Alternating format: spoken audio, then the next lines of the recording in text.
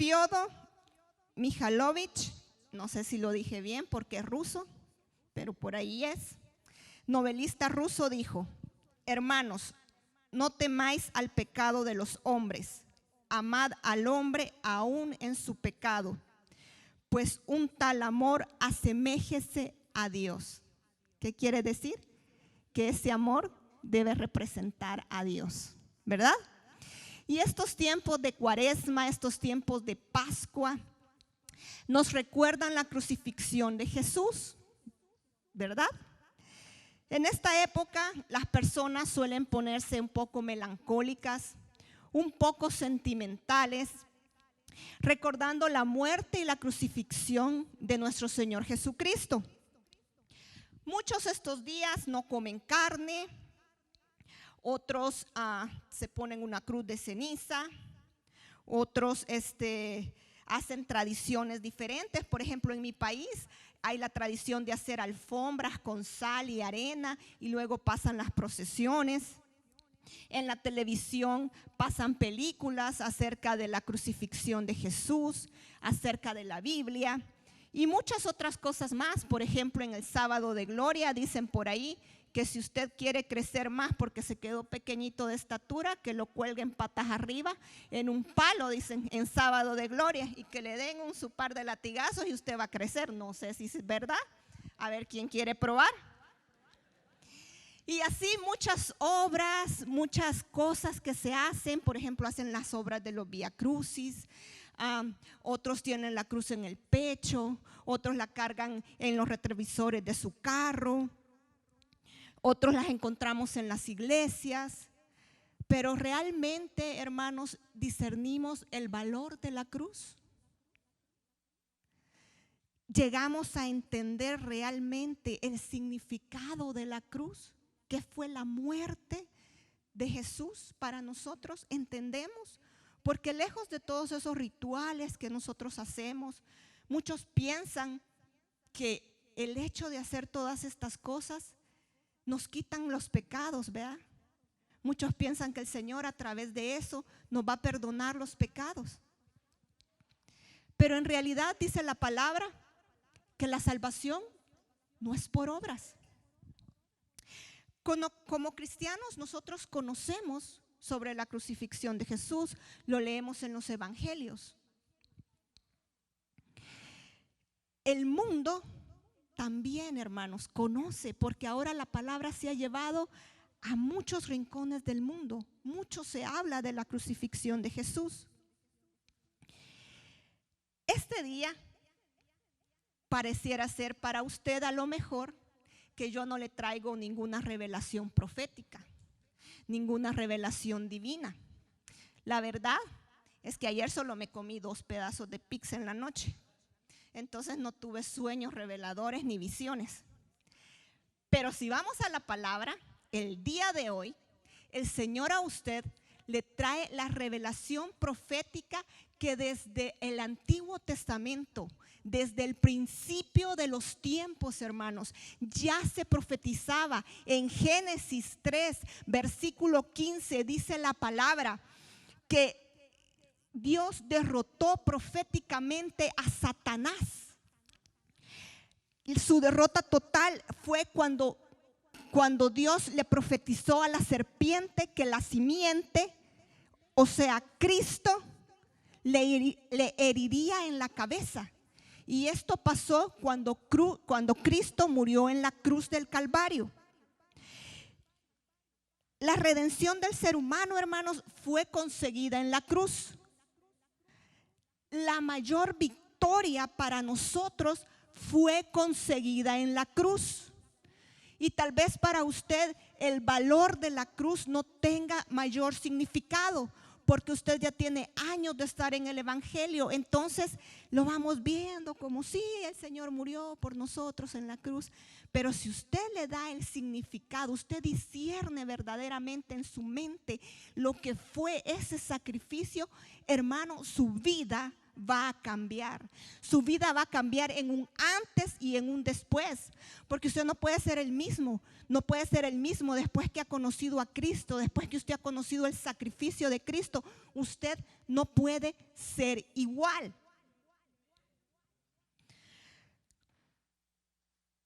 ¿Cómo consiguió Cristo esta redención, esta salvación para nosotros? El ser humano, hermanos, ha concebido a Jesús a través del tiempo como un profeta, como un maestro, otros como un iluminado, otros lo han tomado como un revolucionario que cambió la historia. Pero déjeme decirle, hermanos, que revolucionarios como el Che Guevara, que algunos lo conocen, si conocen de historia, Simón Bolívar, Emiliano Zapata, Lenin, ellos solo fueron seres humanos. Pero aquí Jesús no fue ningún revolucionario. Jesús fue y es nada más el Hijo de Dios, el que fue a la cruz por usted y por mí. Dele un aplauso fuerte al Señor. Él se merece toda la honra, toda la gloria y todo el honor. Cuando han estallado las grandes guerras, hermanos, aquí en la tierra, cuando han estallado esas grandes revoluciones, ¿quiénes son los que van al frente? ¿Quiénes son los que derraman la sangre por la causa? Los soldados, la tropa. La tropa es la que derrama la sangre por la causa, por lo que el hombre quiere cambiar. Pero en esta causa, hermanos, en la causa de la redención y la salvación del ser humano, hermanos, fue el comandante en jefe el que derramó su sangre, el que dio su vida por usted, por mí. Fue nada más que el Señor Jesucristo, el que lo libertó, el que lo salvó, el que lo sanó, hermanos. Gloria a Dios por esa sangre bendita que fue derramada en la cruz. La palabra del Señor nos dice en Filipenses capítulo 2, del versículo 6 al 11, que siendo en forma de Dios, no estimó el ser igual a Dios como a cosa a que aferrarse, sino que se despojó a sí mismo, tomando forma de siervo, hecho semejante a los hombres, y estando en la condición de hombre, se humilló a sí mismo, haciéndose obediente hasta la muerte, y muerte de cruz, hermanos. Todo honor y toda gloria sea para el Señor. Todo honor y toda gloria sea a Él. Usted sabe lo que era morir antes en la cruz. Era una maldición. Dice la palabra: maldito el que muere crucificado en un madero. Lo cierto es que ningún otro personaje del mundo ni de la historia de la humanidad ha influenciado tanto y ha cambiado tanto el curso de la humanidad, que hoy por hoy la historia se cuenta en un antes de Cristo y en un después de Cristo. Ni los científicos, ni los arqueólogos, ni los historiadores, ni los sabios, ni los ateos pueden contar la historia de otro modo. Si usted ve los canales de ciencia, hablan en un antes y hablan en un después de Cristo. Jesús es el centro de toda la revelación bíblica, hermanos. Y hace 2000 años pasó su crucifixión, y todavía hablamos de la crucifixión de Cristo, de ese sacrificio perfecto, como que si fuera ayer, porque esa es la base de nuestro fundamento. ¿Y quién es nuestro fundamento? ¿Quién es nuestra roca? Es Cristo, Cristo Jesús. Amén. No hay otro libro más vendido que la Biblia, y no hay otro libro que ha sido tan perseguido como la Biblia también. Igual que Jesús, dice la palabra en Juan 21:25. Y hay también otras muchas cosas que hizo Jesús, las cuales si se escribieran una por una, pienso que ni aún en el mundo cabrían los libros que se hubiesen escrito. Imagínense, hermano, cuánto habrá hecho Jesús. Cuánto habrá hecho Jesús en el tiempo que caminó por esta tierra. Y dígame hoy, ¿cuánto no hace Jesús por usted, hermano? ¿Cuánto no hace Jesús por amor a usted y por amor a mí? Que a pesar de nuestro pecado, Él ha tenido misericordia y Él nos encontró porque nos amó primero y por eso estamos aquí. Bendita sangre del Cordero, hermanos, bendita sangre del Cordero que nos libró y que nos salvó. En el Antiguo Testamento, la Biblia cuenta que Dios libró al pueblo de Israel de la esclavitud de Egipto. Éxodo narra la historia de Moisés y las plagas. La última plaga, que fue la muerte del primogénito, Dios dio instrucciones a Moisés y a Aarón. Y les dijo que tenían que sacrificar un cordero puro, sin defecto, sin mancha. Y que un poco de la sangre tenían que ponerlo en los dinteles de la puerta. Todos hemos leído sobre esta historia, ¿verdad? Entonces, las familias debían sacrificar un corderito. Y ese corderito, esa sangre de ese corderito se ponía en los dinteles, en los postes de las puertas, para que cuando el ángel de la muerte pasara, al ver esa señal, no podía tocar a los primogénitos, es decir, al primer hijo que había nacido en las familias. Y esto lo dejó como estatuto perpetuo para ellos, generación tras generación.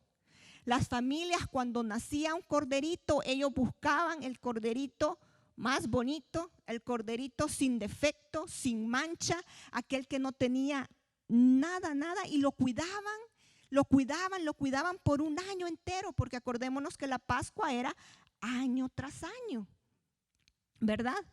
Y lo hacían así. Esta sangre, hermanos, esta sangre que se derramaba era de animalitos, que es lo que estamos diciendo. ¿Y por qué era de animales? Porque los animales, hermanos, los animales no pecan. Los animales tienen sangre pura, tienen sangre inocente. ¿Quiénes tienen mascotas aquí? Yo tengo mascotas. Y para los que tienen mascotas, usted, por ejemplo, no ve a su perrito, vea pidiendo perdón porque le voló el pollo que usted dejó mal puesto en la cocina, ¿verdad que no? Y no llega, Señor, perdóname porque ahora mi amo dejó por ahí el pollo y yo tuve tentación. No, ¿verdad? Y mucho menos usted lo va a ver orando porque adulteró, ¿verdad? O fornicó. No, eso no lo vemos en los animales. Pero ¿qué pasaba con esta sangre? Que esta sangre solamente cubría el pecado, ¿verdad? Era como una telita que tenía, pero adentro estaba el pecado siempre. Entonces, a esto le llamaban expiación, ¿verdad? Abría paso, mas no quitaba el pecado. Y las Pascuas, hermanos, pasaron generación tras generación en el pueblo de Israel, hasta que un día llegó un profeta llamado Juan el Bautista, el cual preparó el corazón de los judíos, profetizando al pueblo de Israel. He aquí el Cordero de Dios, que quita el pecado del mundo. Amén. Y el Padre nos proveyó ese Cordero puro, ese Cordero perfecto, sin mancha. Nada más y nada menos que a su Hijo único, el que derramó sangre inocente, no para cubrir nuestro pecado, sino para quitarlo de una vez y para siempre. Gloria a Dios. Gloria a Dios, que de una vez y para siempre quitó el pecado y nos hizo libres, hermanos. Nos hizo libres de la esclavitud del enemigo. Nos salvó de la condenación eterna a la que estábamos nosotros destinados. Este Cordero no solo proveyó salvación a Israel, no solo proveyó salvación a un pueblo, no solo proveyó salvación a una nación, proveyó salvación para toda la humanidad, para todo en el que en él cree, dice la palabra. Amén.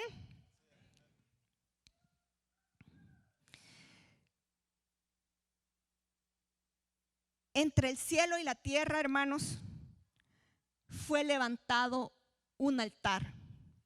Fue levantado un altar en un mundo lleno de pecado, donde se llevó el mayor sacrificio no ofrecido jamás.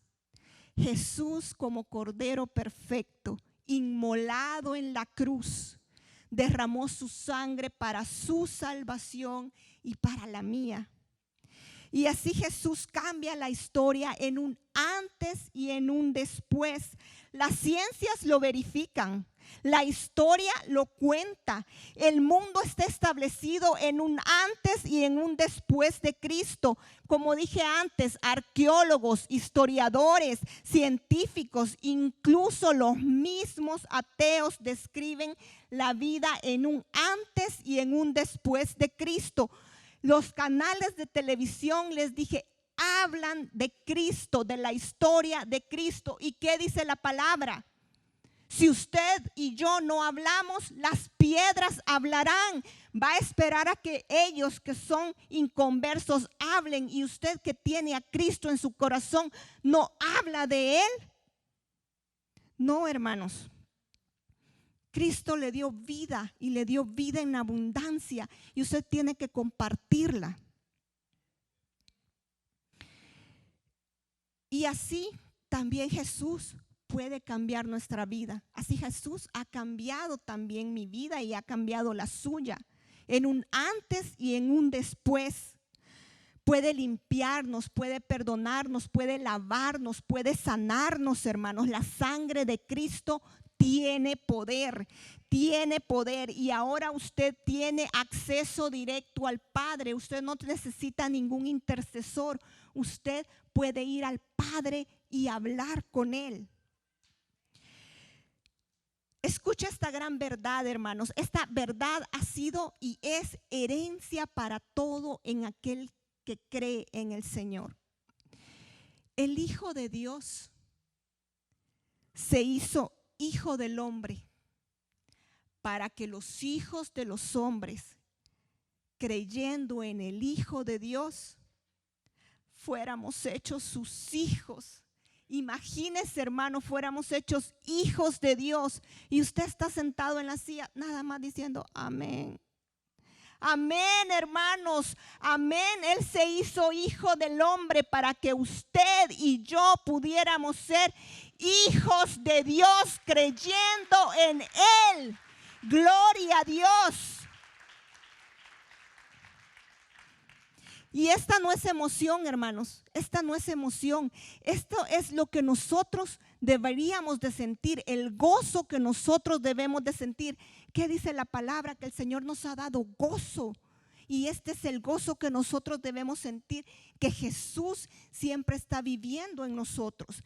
Dice la palabra en Juan 1, versículos 12 y 13. Mas a todos los que los recibieron, a los que creen en su nombre, les dio potestad de ser hijos de Dios, los cuales no son engendrados de sangre, ni voluntad de carne, ni voluntad de varón, sino de Dios. Denle un aplauso al Señor, porque ahora usted es hijo de Dios, hija de Dios, y el Señor lo ama. La ama. Si usted no sabe lo que significa ser hijo de Dios, hermano, vaya a la palabra.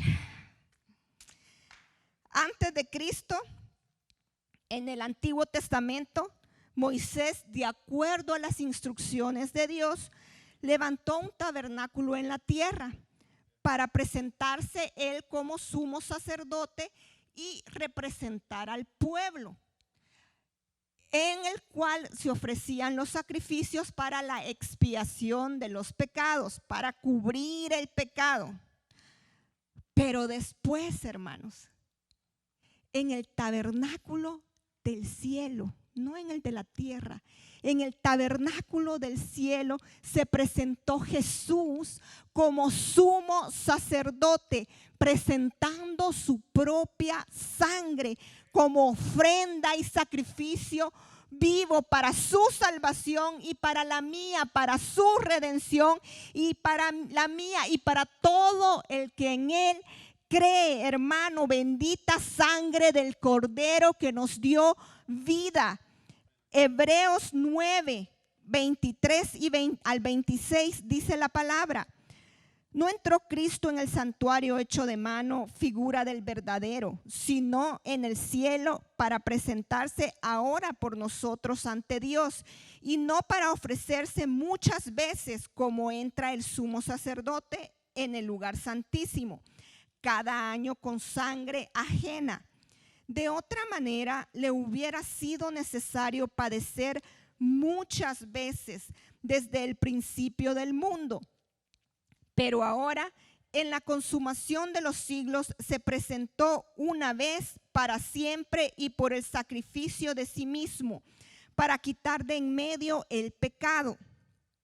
Por esta razón ya no hay más sacrificios, ya no hay más que hacer. Ninguna obra que usted haga o yo haga puede compararse con el sacrificio de Cristo, con el amor de Cristo. Así que como Israel tenía un enemigo y este enemigo era el faraón, así nosotros también tenemos un enemigo y este enemigo es Satanás, el cual nos tenía presos a su voluntad, nos tenía amarrados, amordazados, presos en nuestros delitos y en nuestros pecados, sin poder movernos, hermanos. Porque antes usted tenía una venda en los ojos, a usted le decían, no, mire, no haga tal cosa, pero usted por un oído le entraba y por otro le salía, le decían, no tomes, y eso te va a hacer daño, eso. No, pues por más que le dijeran, por un oído le entraba y por otro le salía.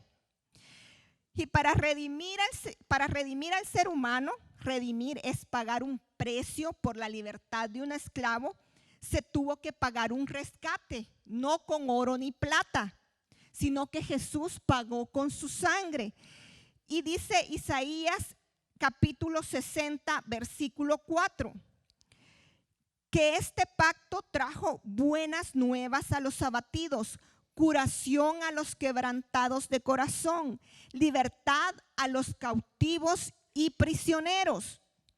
También la palabra del Señor nos dice en Isaías 53, versículo 5, mas él herido fue por nuestras rebeliones, molido por nuestros pecados, el castigo de nuestra paz fue sobre él, y por sus llagas fuimos curados. ¿Por qué fuimos curados, hermanos? Por sus llagas. ¿Fuimos qué, hermanos? Y entonces, ¿por qué usted se anda quejando? Ay, me pasa esto, me pasa el otro. Si Jesús lo sanó física y espiritualmente. Amén.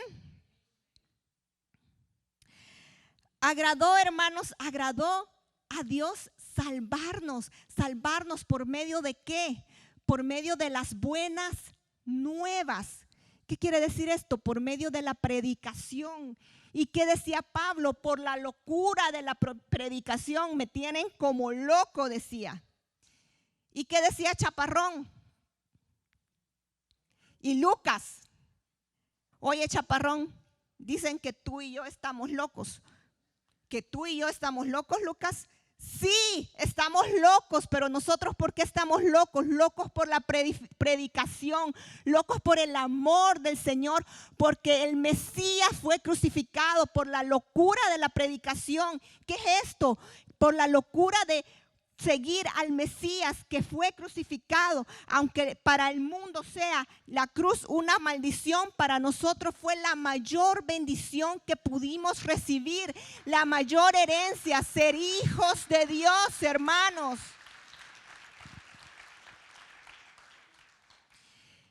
Hebreos 10, del versículo 19 al 22 dice: así que, hermanos, teniendo libertad para entrar en el lugar santísimo por la sangre de Jesucristo, por el camino nuevo y vivo que Él nos abrió a través del velo, esto es, de su carne, y teniendo un gran sacerdote sobre la casa de Dios, acerquémonos con corazón sincero, en plena certidumbre de fe, purificados los corazones de mala conciencia y lavados los cuerpos con agua pura. Moisés, como ustedes saben, fue sumo sacerdote en el Antiguo Testamento. Y él tenía acceso al lugar santísimo. Acordémonos que nadie podía entrar al lugar santísimo, más que el sumo sacerdote. Pero Moisés podía entrar como Juan por su casa. ¿Esto qué quiere decir? Que él tenía acceso las veces que quisiera. En cambio, los demás sumos sacerdotes, ningún sumo sacerdote aparte de él podía presentarse más que una vez al año. Y esto era con sangre de toros. El sumo sacerdote se ponía sangre de toro en su oreja derecha, sangre de toro en su dedo gordo de la mano y sangre derecha en su dedo gordo del pie, en su dedo gordo del pie derecho. ya me hice bolas. ¿Por qué? ¿Por qué tenía que entrar así? Para que escuche, obre y camine en rectitud. Eso hacían los sumos sacerdotes. Para accesar al lugar santísimo, el sumo sacerdote tenía que pasar por la primera puerta, o sea, la puerta de la entrada. La puerta de la entrada en el hebreo se llama Haderech, y significaba camino, o significa camino. Luego, cuando entraba por la puerta de entrada, valga la redundancia, estaba en el atrio, y del atrio al lugar santo había otro velo. Este velo se llamaba Haemet. Y luego del lugar santo para pasar al lugar santísimo había otro velo. Y este velo se llamaba Ajai, o se llama Ajai. Y en español quiere decir vida. ¿Y qué dijo Jesús? Yo soy el camino, la verdad y la vida. Nadie viene al Padre si no es por mí. ¿Quién rasgó el velo en la crucifixión, hermanos? Jesús. Ahora ya no tenemos 3 velos que pasar porque Él es el camino, la verdad y la vida. Ahora usted tiene acceso directo al Padre, acceso directo al Padre. Gloria a Dios, hermanos, que fue rasgado ese velo y ahora nosotros somos libres de entrar al trono de la gracia y poder disfrutar de su presencia y de su gloria. Oh, gloria a Dios. Si hay algo, hermanos, que los cristianos debemos de presumir o debemos de jactarnos, como dicen Gálatas, es de la cruz de Cristo, hermanos. Porque por esa cruz yo morí al mundo y el mundo murió para mí y para usted también. Y si Jesús, hermana, si Jesús no ha marcado en usted un antes y un después, déjeme decirle que usted está más perdido que los hijos de la Llorona. Porque es imposible, hermanos, es imposible que mi vida sea igual si yo tengo a Cristo en mi corazón. No puede ser. Dice la palabra, por sus frutos los conoceréis, por sus frutos se conocerán. Y así por los frutos que nosotros demos, sabremos si estamos en Jesús o no. El mayor problema del hombre, hermanos, no es la caída de la bolsa de valores, no son las catástrofes naturales, ni siquiera el mismo Satanás. El mayor problema de la humanidad ha sido el pecado. Y tan grave ha sido el pecado que los mismos ángeles se vieron seducidos para rebelarse contra Dios. Pero ¿sabe qué, hermano? El amor de Dios ha sido más grande, porque Él no perdonó a los ángeles, pero ideó un plan de salvación. Y de un plan de salvación para que nosotros pudiéramos reconciliarnos con Él, para que nosotros pudiéramos estar en su presencia. Se derramó la sangre de Cristo por amor a usted y por amor a mí. La maldición que había caído para nosotros, la separación eterna a la que estábamos destinados de Dios, recayó en Jesús. El pecado trae enfermedades al alma, enfermedades físicas, dolor, angustia, trae vacío existencial, trae amargura. Y con todo eso cargó Jesús en la cruz. ¿Sabe por qué Jesús no se bajó de esa cruz siendo Dios? Por amor a usted. Porque Él siendo Dios podría haberse bajado de esa cruz. Pero por su amor infinito, Él decidió pagar el precio.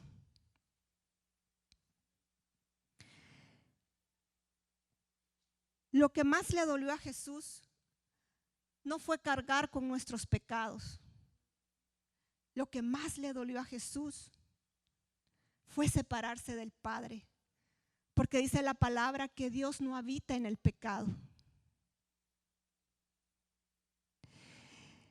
Jesús le dijo, Elí, Elí, ¿por qué me has abandonado? Cuando Él pronunció estas palabras, hermanos, Él haber dicho en su mente, ya no queda nada, nada más. Consumado es. He cumplido la misión, he cumplido por amor. Encomendó su espíritu al Padre y murió. Y si Satanás hubiese sabido el plan de salvación que había al llevar a Jesús a la cruz, ¿usted cree que se hubiese metido en Judas para venderle?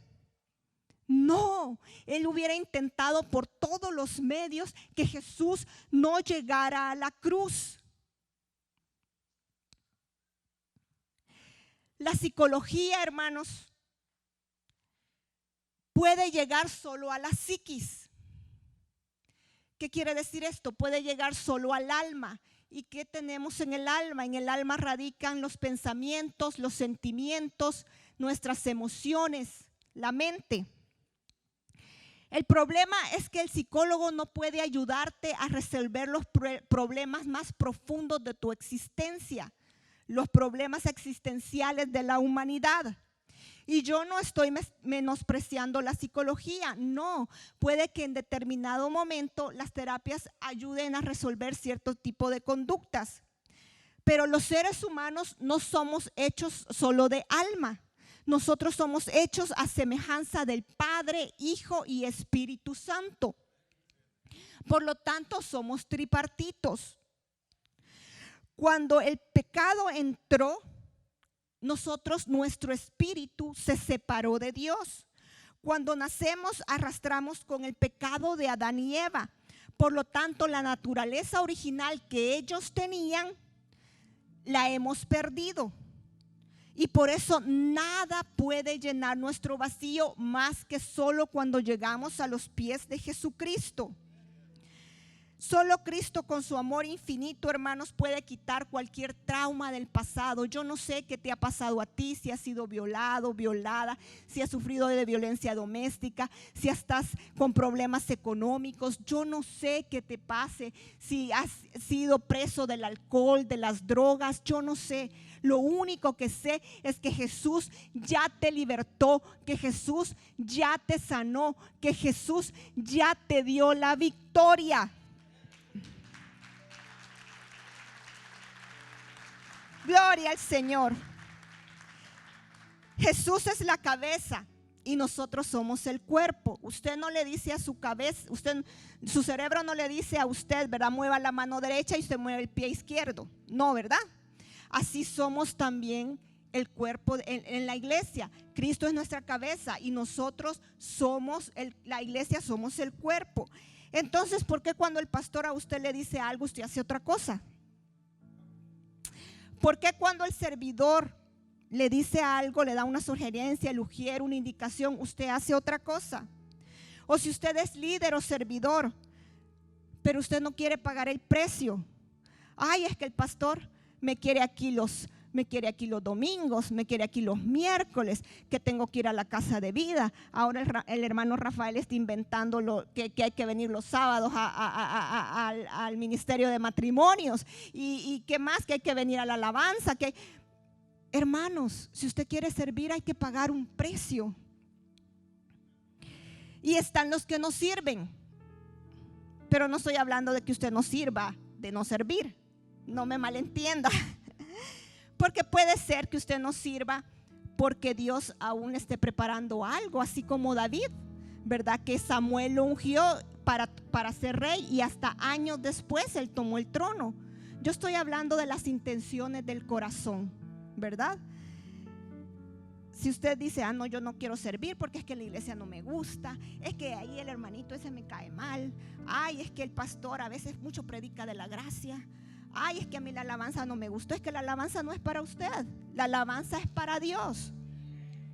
Somos salvos por misericordia y por gracia de Dios, por amor, porque Jesús te ama, no lo olvides. Ya estoy terminando.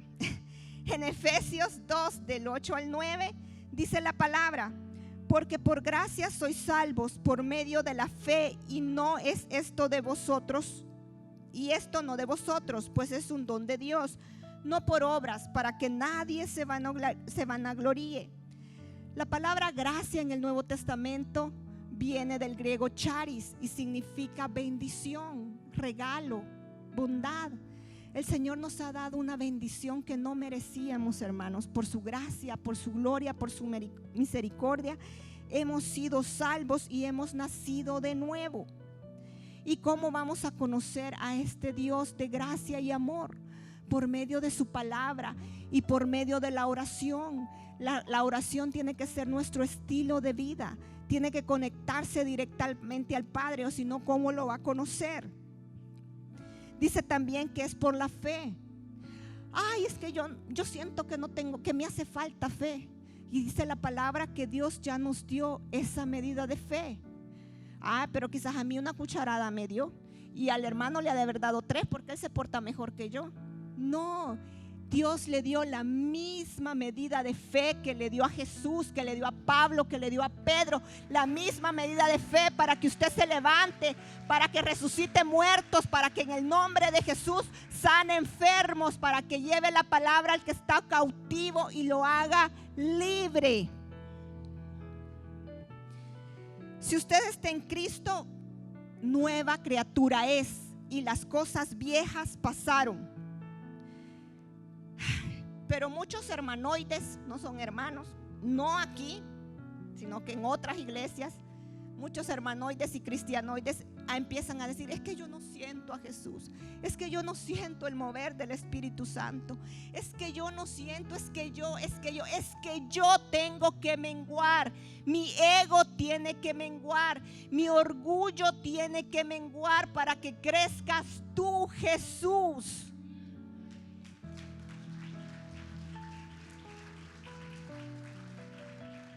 Hermanos, a Dios no se le siente. porque Dios está aquí, Dios está ya en usted, Dios mora ya en usted. Padre, Hijo y Espíritu Santo moran en usted. Las emociones son variables. Hoy puedo estar contenta, feliz, me siento triunfante, sin miedo al éxito. Y mañana amanezco triste, chillando, veo el mundo gris. Así son las emociones. Y no es que las emociones sean malas. No, nos ayudan a expresarnos, pero no doblan la mano de Dios. Lo único que mueve a Dios es la fe por medio de la obediencia en su palabra. La Biblia, desde el Génesis hasta el Apocalipsis, hermanos, habla de obediencia. Cristo murió en la cruz por sus pecados pasados, presentes y futuros. Entonces, cuando metemos la pata, el pecado lo primero que infunde en nosotros es temor. Y si no, mire a Adán y a Eva, ¿qué hicieron después de que pecaron? Se escondieron, dice la palabra. ¿Por qué? Porque tenían temor. Y dígame, ¿cuántos hermanos que usted conoce ya no están en esta iglesia? Se han ido y se han apartado de Dios. Todo fue consumado en la cruz. Sus problemas físicos, emocionales, enfermedades, todo ha sido consumado en la cruz, hermanos. Ya recibió el don de Dios, ya recibió la herencia eterna. Ahora usted es hijo, hija de Dios. Dice la palabra del Señor, y aquí vamos terminando, y así voy a seguir. Romanos 12:2. No os conforméis a este siglo, sino transformaos por medio de la renovación ¿de qué?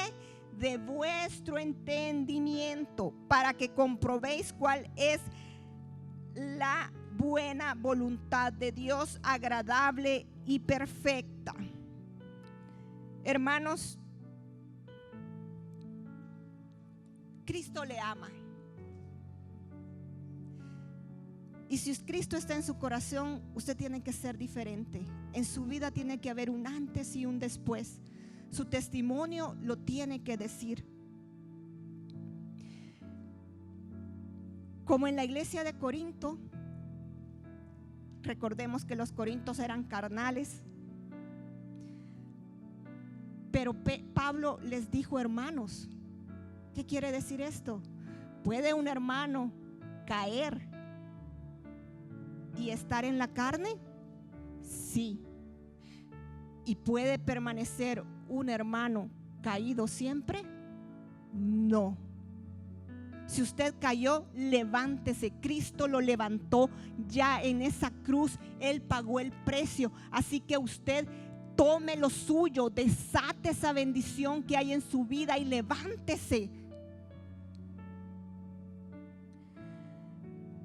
Vamos a pedir a la alabanza también que ya nos vaya acompañando para despedirnos con una pequeña reflexión. Hermanos, el Señor a través de la cruz ya nos dio todo. Ya nos dio sus bendiciones, sus promesas. Ahora usted es un hijo de Dios, es una hija de Dios. Ya lo sanó, ya lo liberó, ya lo libertó, ya le ha dado prosperidad. Renueve pues su entendimiento, deje al hombre natural y camine con el sello del Espíritu Santo, que es lo espiritual. Recuerde que nuestro espíritu es idéntico a Jesús. Entonces usted debe reflejar a Jesús, porque Jesús es y debe ser nuestra razón de ser. El Padre ya no mira su pecado. El Padre ve a Jesús en usted.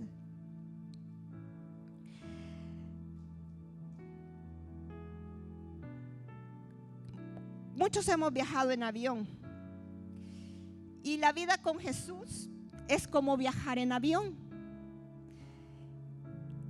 Hay primera clase, segunda clase y tercera clase.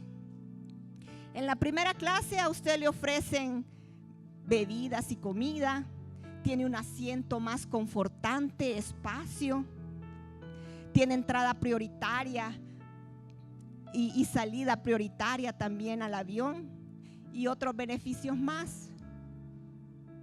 En tercera clase, a usted lo mandan allá a la cola del avión, va más apretado, no le dan comida ni bebida.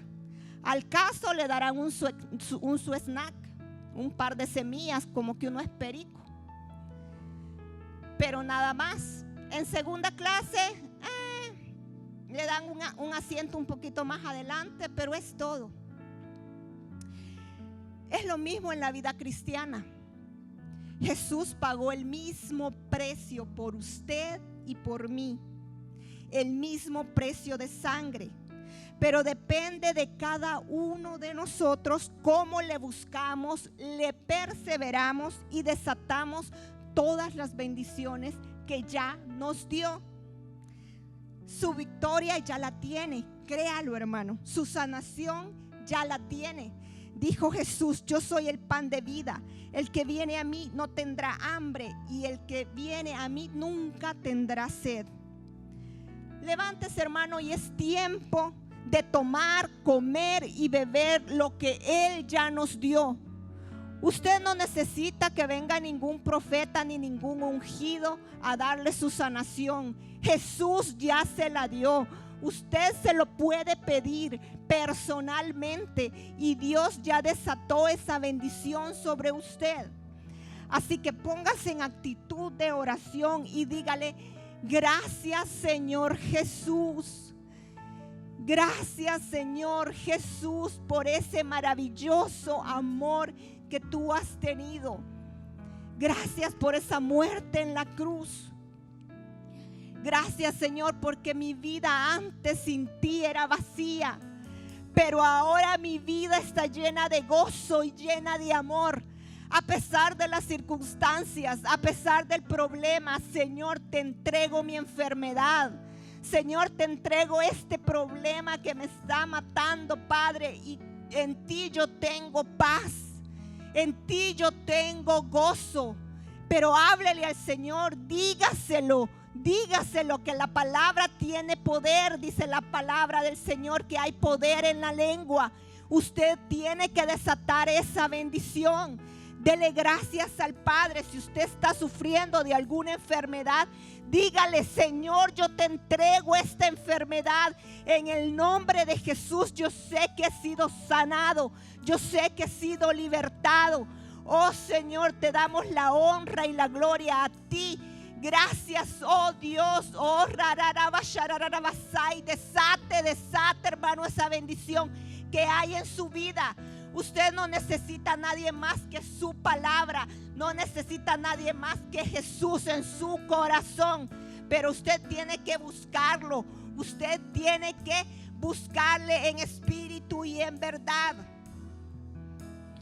Señor Jesús, si hay alguien aquí quien no le ha entregado su vida a Jesús, si hay alguien aquí que no lo ha reconocido como su Señor y como su Salvador, este es el momento. Este es el momento que Dios preparó para usted. Es el momento de decirle: Señor Jesús, te entrego mi vida. Repita conmigo: gracias por conocerme personalmente. Gracias por morir en la cruz por mí y por mis pecados. Te abro la puerta de mi vida, Señor, y te recibo como mi Salvador. Gracias por perdonarme. Gracias por limpiarme, por sanarme, y gracias por darme el derecho de ser hijo de Dios. Gracias, Señor. Te entrego mi vida, te entrego el trono de mi vida, y yo me postro ante ti, Señor Jesús. Gracias, Padre bendito. Nos vamos a despedir con la alabanza que dice: Cristo, yo te amo. Cristo, yo te amo.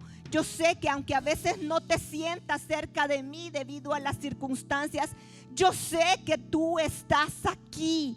Cristo, yo te amo. Gracias por dar tu vida por mí en la cruz. Bendito seas, Padre. Gracias, Señor. Alábele, alábele, alábele. Dígale al Señor, gracias, oh Dios. Oh, rararabashararabasai, Señor. Mira tu pueblo, oh Dios, que te está alabando y glorificando. Gracias, Señor Jesús. Cristo, te amamos. Dígale a Cristo que lo ama. Dígale a Cristo, dele gracias. Dele gracias por ese sacrificio en la cruz.